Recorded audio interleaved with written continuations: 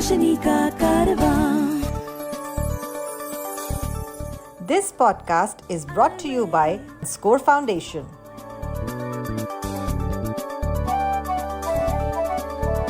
ये है रोशनी, रोशनी, रोशनी का कारवां. रोशनी.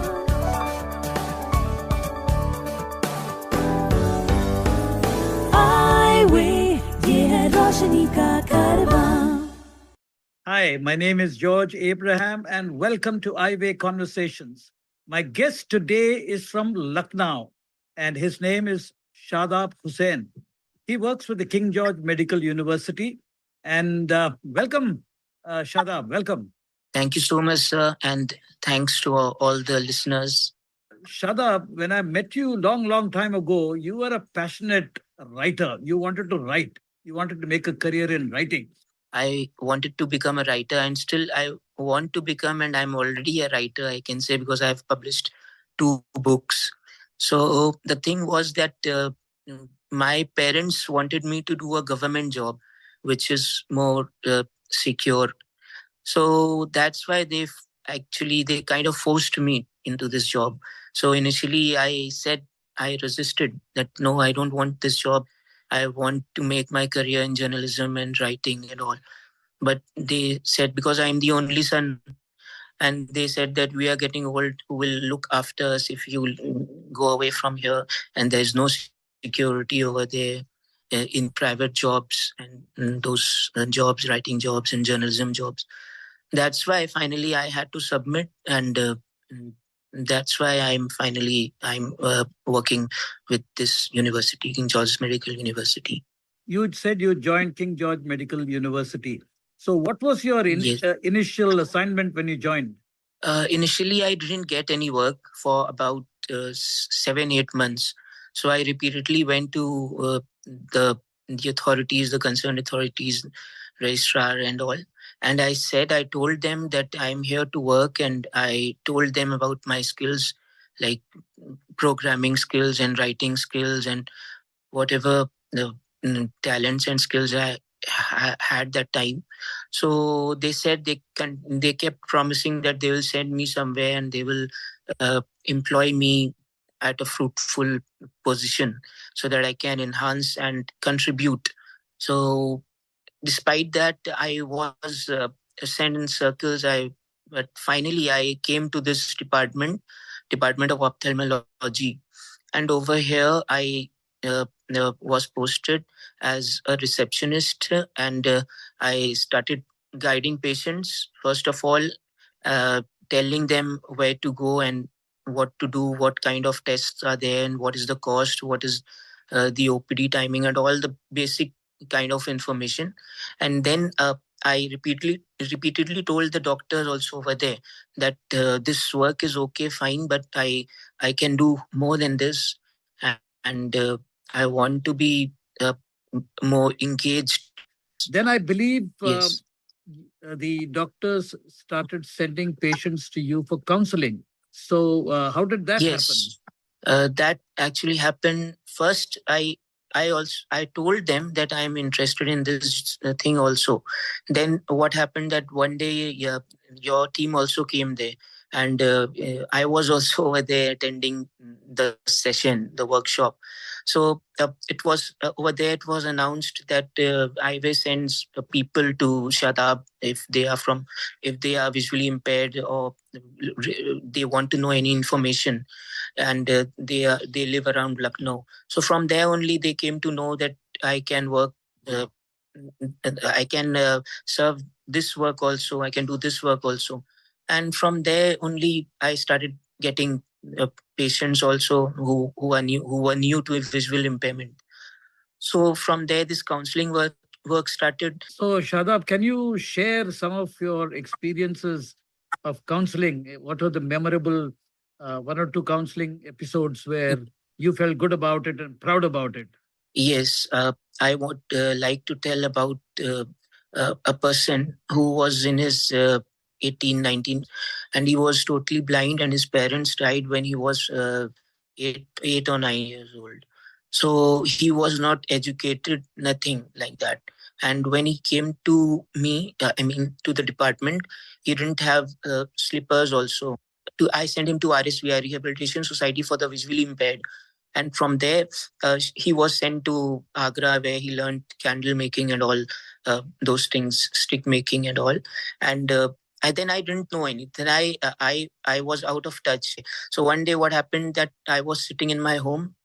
It was during winters, and I was terribly depressed in those days, because I was thinking that my work is not worthwhile and I'm not making any contributions. So I was just sitting and thinking all these things. And suddenly my phone rang and I received, and he said, the voice from the other side came, and he said, greeted me and said that, Shadab bhai. I said, yes. Who are you? He told me. I said, yes, I know. What are you doing these days? And he said, bhai, you sent me there. And from there, I went to other places, and now I'm in Chennai. I'm like, what are you doing over there? He said that I'm selling puri aloo over here on station, on a railway station. So I said, okay, how do you do it? So he explained that he buys packets of puri aloo from a nearby shop, and he comes to the platform, and there he sells. And he says that he makes around 8,000 rupees a month. So I was overjoyed. And he thanked me that because of you this happened and all. Had not you guided me that day, I wouldn't have come here and all these things. So I felt overjoyed that time, and that time I realized that my work is making a contribution. If you know of anyone with vision impairment who needs guidance on living life with blindness, please share the Eyeway National Toll-Free Helpline number 1800-5320-469. The number is 1800-5320-469. You had published 2 books. Yes. So what are these books about? And can you tell us a little bit about the process you went through? Yes. The first book was a fiction, a collection of short stories, which I wrote during COVID. And this was a collection of short stories. The title is The Optimists. So all the stories that I wrote in this book are stories of optimism, where the main character overcomes the hurdles which he faces and goes ahead with life. So this was the first book, and then the second book I published in 2022, and this is a collection of real stories. This is a non-fiction book, and the title is Beating Blindness. And in this, I have included stories of different people, all coming from different walks of life. All are blind, and these are success stories to impress the point on the reader that his or her circumstances are not unique. Whatever he has gone through, others have also gone through the same circumstances, and they have achieved success. So there's no need to feel hopeless about life or what life throws on you. You've been writing a blog for a few years now. Tell us a little bit about the blog in terms of how one can access the blog and what is the content about. Yes, my blog basically deals with the topic of self-help. The main topic is self-help and self-improvement. And then there are other small, topics within this main theme. And the top, like personal finance, curbing anger, and overcoming fears, and all these topics are there on the blog. So the URL of the blog is called Husain Journal, and the address is husainjournal.blogspot.com. You also told me, Shadab, that you have run in a few marathons. Yes, actually, the thing is that I continue to ask myself, what am I doing to reach my limits, and what am I doing to break my fears? So what happened that one day this thing, a notice on WhatsApp came from somewhere, and it it was about this marathon, which was to be organized in Delhi in October 2023. So I said that, okay, this is something new for me and I might go for this thing. So from there only I started participating in marathons. So a marathon started from there only, and then I started meeting people, and I thought that marathons are a great marathons are great opportunities to expand your network. So this is how I started going to marathons, and I have participated in 3 marathons till this date. One in Delhi, then in Lucknow of 21 kilometers, then in Mumbai, in January, Mumbai 2024 for 10 kilometers. And I was about to participate in another marathon, but I was down with viral fever, so I couldn't go there. To support our work with the blind and visually impaired, you can visit the donate page on our website www.scorefoundation.org.in. Please note www.scorefoundation.org.in. I know that you are a married man and you have a family. Normally, Yes. for a blind person to get married and find a spouse is a challenge. What Yes. is your story? This is an arranged marriage, and this marriage was actually, I think, planned by my parents only, because they thought that I'll run away somewhere and I'll leave the job. They went to several places, several families, and people were initially very, I mean, they thought that yes, the boy is working in as a government employee and everything is fine, the family is fine. So initially their response was used to be very positive. But when they came to know about this thing, about the blindness and all these things, then they said that they will think and then they'll respond, and then that never happened. So what happened then when this time with this lady, I was lucky, or she was lucky, I don't know. So the family agreed, and I picked up the phone and I talked with the girl myself, and I told her everything. Right. So she said that, okay, fine. She said that, okay, she thought and all. Then she said, fine. She said that if someone is so true and he's telling about himself and he would have kept me in darkness, then why should I not marry? These were her words. And then everything was arranged and I was married. I also know that you have 3 daughters. So Yes. tell me a little bit about how do they see you and how do you actually engage with them? My relationship with them is just like sometimes I become their friend and sometimes their guide also, and sometimes I'm strict also with them. So now I teach my elder daughter also. I teach her how to read and all, and I play with them also, like races and all. Whenever we climb upstairs, I tell, let us see who comes first. So this is how I do things with them, and I take them around in the city, and I take them outside also. I took them to Missouri in this June 2024, because I am of the view that traveling gives you a lot of knowledge. Books are not sufficient for a person to learn everything. So I want my children to see the world, see the country, see everything, and learn from every experiences. That's why I take them outside also, and I play with them indoors also. And this is how I'm trying to bring them up, and they remain quite impressed with me. Have they ever spoken to you about your eye condition?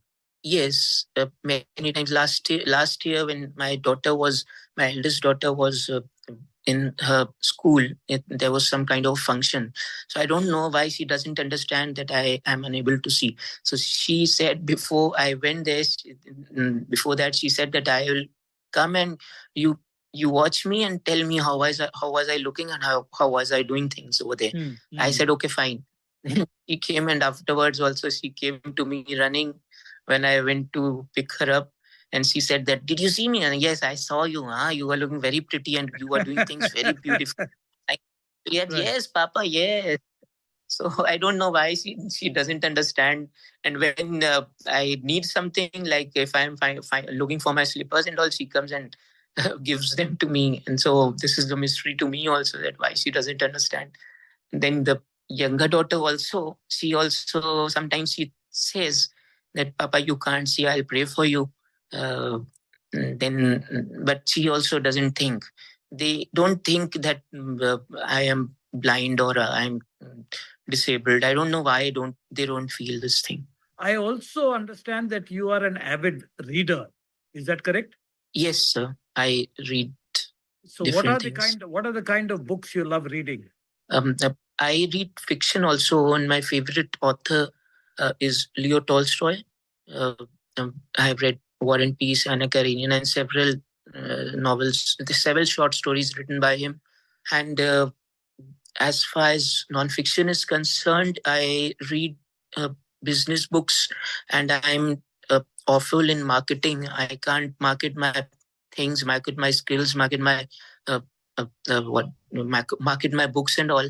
So I read marketing books also. When you're writing so much on self-help, you probably read Yes. books on self-help as well. Self-help, yeah. Self-help also, I uh, read several books on self-help, like Dale Carnegie's How to Influence People, How to Stop Worrying and Start Living, and many books I have read on self-help also. Shadab, you've you've been a professional, you've been a writer, you've traveled, you have experience with the family, you've had a lot of experience. If you were to list out, or you had to single out one memorable experience, would you like to share that? One memory which is which I feel is an achievement for me was uh, uh, I was actually, the thing is that I was very scared of airplanes. So it used to give me kind of uh, insurmountable fear when I used to think that, uh, think about airplanes, because I was afraid of heights and uh, this closed places and all. So I was very scared of airplanes, and I thought that I have to overcome this fear. So one day what happened, that I was reading about this overcoming fears and all. So I just asked myself that whatever I'm reading, if I'm not implementing it on myself, it means that my reading is superficial and I'm just fooling myself. So then I asked myself, what one step can I take, uh, which can prove it to me that I am committed to overcoming fears. So the first thing that came to my mind was airplanes. I Then I decided that I will travel alone by an airplane to a different city. So I went to Chandigarh, from Lucknow to Delhi, Delhi to Chandigarh.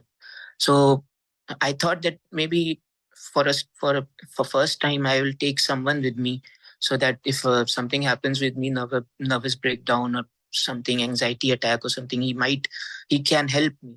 Then I thought that no, this thing will not work. I don't need crutches. If I really want to overcome my fear of airplanes, then I have to go alone. So I booked a ticket which was non-refundable. So I booked this ticket, and then I took this flight, and it kind of scared me in my bones. But even then I went, and as usual, whatever you fear, it is not as large as you imagine it to be. This is my experience. So I took this flight till Delhi, and from there I went to Chandigarh, and there my friends were waiting for me. So I didn't tell anyone that I'm doing this because I want to overcome my fear. How does it go when you have to make friends and your social life? Can you tell us a little bit about that? Uh, Friends, actually, I don't make a deliberate effort. I have never made a deliberate effort for making friends. I don't know how people connect to me, and I connect with them. And yes, I'm very much thankful to God that I have very great friends. Like one of my friends is Chetan Sharma. He lives in Punjab, and I continue to meet him. So, in the course of your life, Shadab, what has been the role of your parents? Whatever I am at this time, whatever little or whatever big, I think everything is due to my parents. They only got me admitted to a school which is called Lamartnia Boys over here. And then when this eyesight problem started, they guided me to the best of their abilities. And because of them only, I mean, I started my education, and no, I mean, they only told me everything and they guided me, but they were not in favor of my decisions, of my decision of going alone outside, and they kind of they were very insecure about me. But I, but this was a place where I didn't listen to them, and I took my own course. Now, recently when I visited Lucknow, there are some lovely places like Dastar Yes. Khan, for example. There is the Prakash Kulfi. Yes. There is the Shukla Chaatwala. Yes. There is Royal Cafe. So, do you go out with your family to these Yes. places? Yes, I do go out to these places with my family, and earlier I used to go. I mean, twice a month, thrice a month. But now I don't go that often. Once a month, maybe, or twice a month, I go with them to these So, places. what is your Yes. wife's favorite dish? Uh, my wife's favorite dish, I think she likes tunde kebab over here, and often we visit this tunde kebabi. At Aminabad. It is in Aminabad also, Chowk also, many places over here. Yes. Lovely, lovely. So, Shadab, wonderful talking to you. Thank you very much for this time. Wish you all the best. Thank you so much, sir. Eyeway, ये है रोशनी का कारवां. This podcast was brought to you by Score Foundation.